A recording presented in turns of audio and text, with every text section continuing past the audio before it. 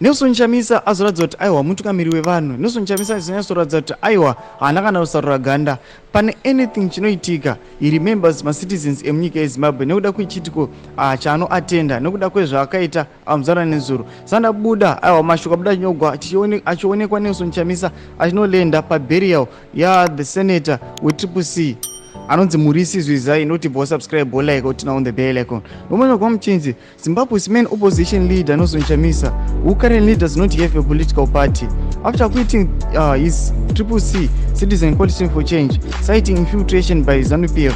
Speaking at the funeral of veteran opposition politician, the late Harare Senator and ex-Harare Central MP Murisi Zwizai, Chamisa said Zwizai, who served Harare Central as an MP for 4 terms, was affable, jocular, generous, and jovial.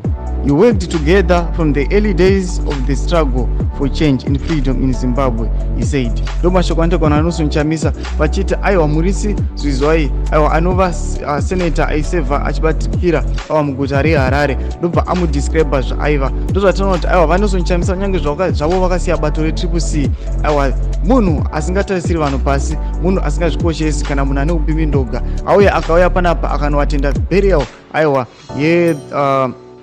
the late Harare Senate. Sachibotudze mafungiro enyu kuti munoti kudii pamusoro pemashoko ake. Pinai comment section medu, subscribe, like, chinotina on the bell icon.